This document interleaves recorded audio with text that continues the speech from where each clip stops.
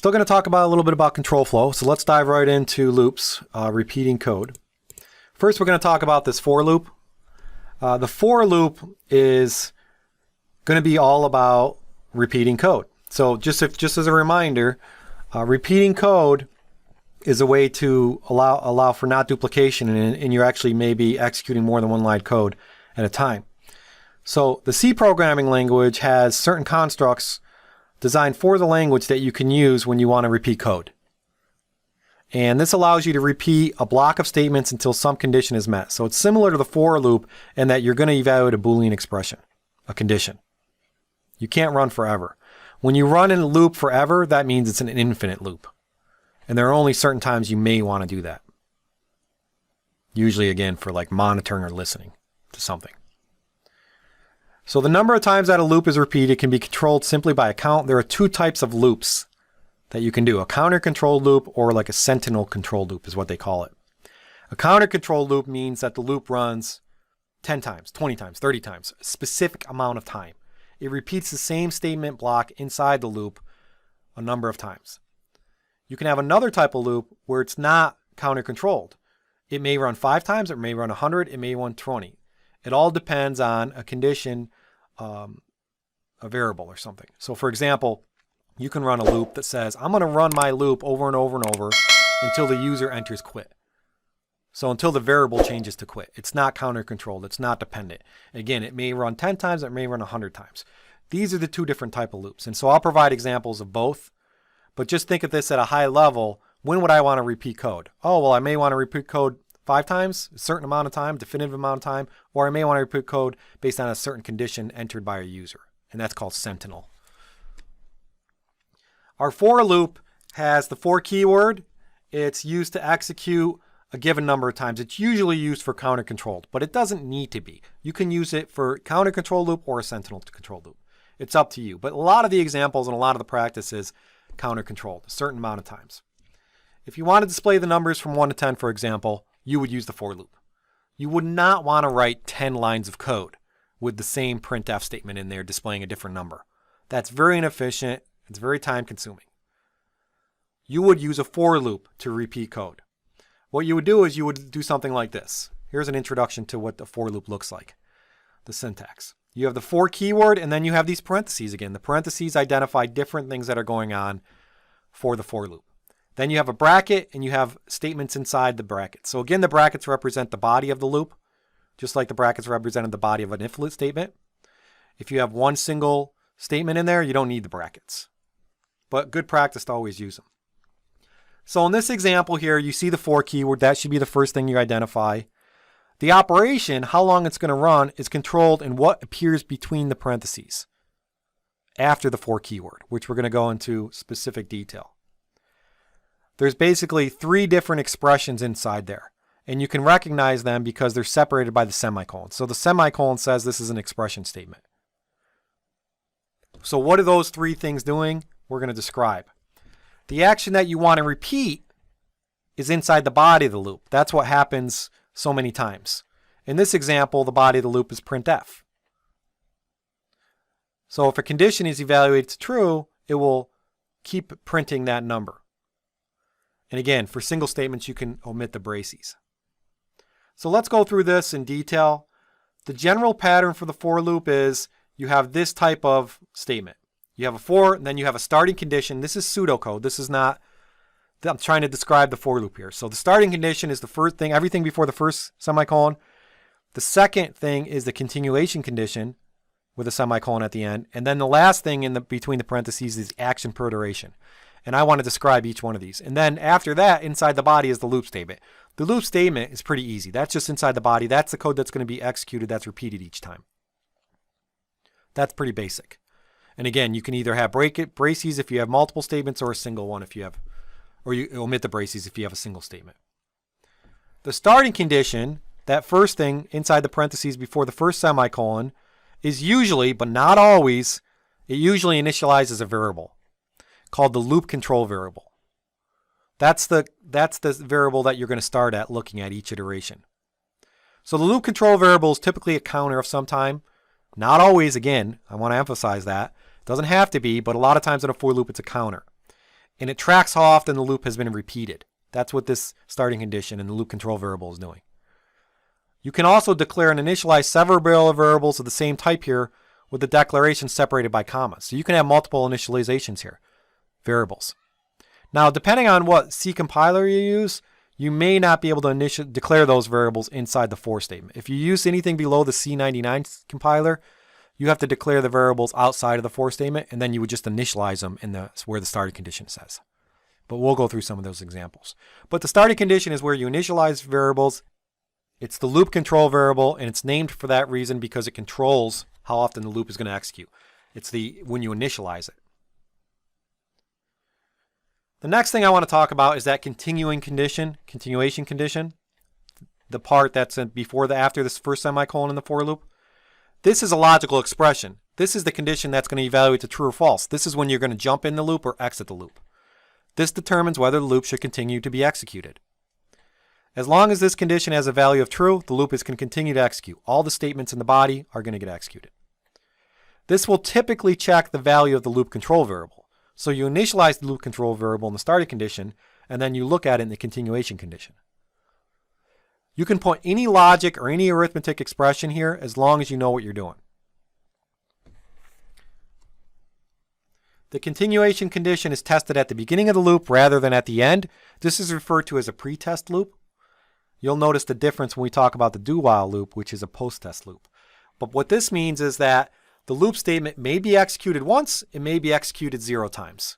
It all depends on whether or not that continuation condition evaluates the true or false. If it evaluates the false, you're never going to execute the body. If it evaluates the true, you'll execute that body at least once. The action per iteration, which is at the very end of the for loop, after the second semicolon, that usually does some kind of modification of the loop control variable. It will increment it or decrement it if it's a loop counter, or if it's a sentinel loop, it may ask the user to enter more input. You can also do more than one modification of a variable. You can modify the loop control variable and you can modify other variables. You just have to separate them by commas. But to summarize everything I said, we have this little table that describes that. But before we talk about that, let's look at a little example. So here's an example. We have the for keyword, and then you'll notice that we have int I equals 1, j equals 2. That's where we're initializing variables. And we're actually initializing 2 variables here separated by the comma. Typically in a for loop, we usually just initialize 1, the loop control variable. But in this case, we're initializing I and j. And then after that semicolon, we have the condition. When are we going to enter and when are we going to exit this loop? We're going to enter as long as I is less than or equal to 5. That's our Boolean expression that evaluates true or false. And then after that second semicolon, we're going to modify that loop control variable or any other variables we're concerned at. Here we're doing a plus plus I. This is an incrementation operator, prefix I. And then we're assigning j equal to j plus 2. That's going to be usually your X condition, modifying that loop control variable. And then the body of the loop just has a single statement, so we don't need the brackets. We're just printing out the values of I times j. So the output produced by this code is going to be the values 2, 8, 18, 32, and 50 on a single line. The first iteration of the loop, I is going to be equal to 1, j is going to be equal to 2. And so it's going to say I times j, which is 1 times 2, and it's going to display it.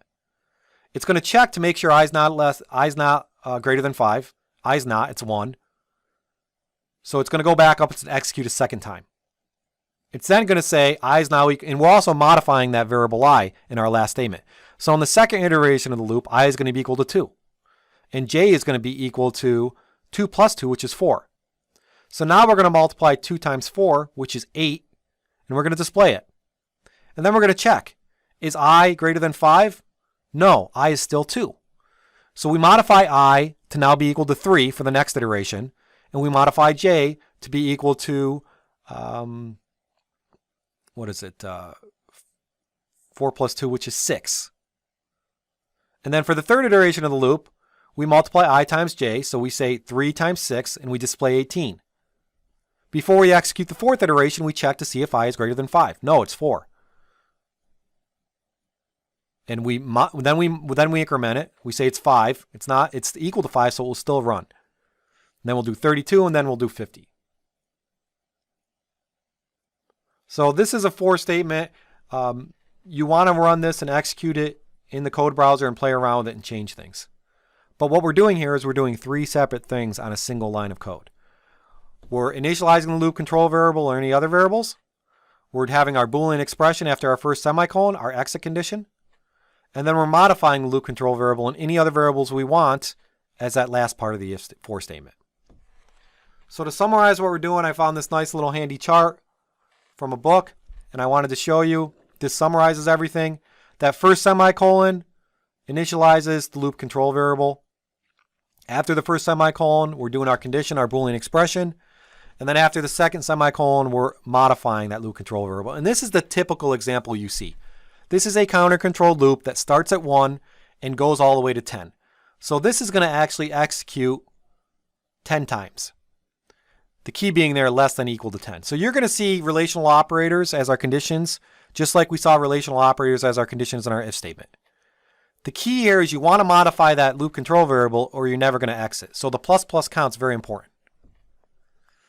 And as far as pre or post incrementation, whether that plus plus is before the variable or after the variable, you don't have to worry about it because it's only going to get incremented or decremented after the iteration of the loop. So it doesn't matter if you do plus plus count or count plus plus. And also, again, depending on the version of C that you're running for your compiler, you may be able to declare the variable count inside the for loop, or you may have to say int count equals 1, or int count outside of the for loop, and then initialize it in the first semicolon. C99 added the initialization and declaration in the same part of the for loop. But this is basically how for loop works. Now let's go into a little example. I want to show you the flexibility of the for loop. Here's an example where we're going to basically just sum some integers.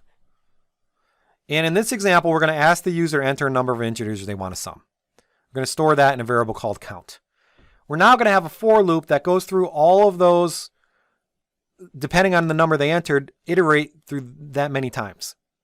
So here we say for, we have unsigned int, doesn't have to be unsigned. For int I equals 1, we're initializing the loop control variable. And then we're saying if I is less than equal to the count, that's when we're going to exit. And then we're going to modify that loop control plus plus I. So this is going to run, again, 1 to however number the user entered, 10 or 20. And all we're going to do is we're going to say sum equals sum plus 1.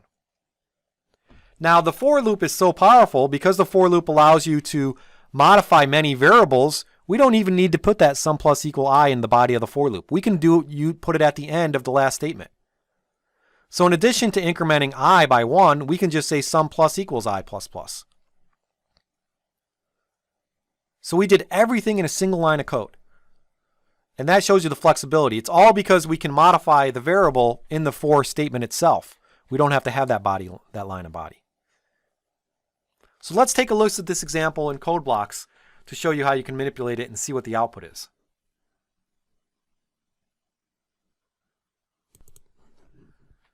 Here's our example that we had in the lecture. I want to go ahead and try to compile this. And when I compile this, you're going to notice that I have an error. It says I cannot declare my variable inside my for statement. This is because I'm running an older version of the C compiler. I'm running the C89. You probably won't have this. But to solve, if you ever see this type of error, all you have to do is declare it outside of the for loop. So you just say unsigned int I, and then inside the for loop you initialize it. Something like this. Now let's try to build. And I just have to get rid of some of these format specifiers. Right, so when I compile successfully and I run this program, you're going to see how the loop works.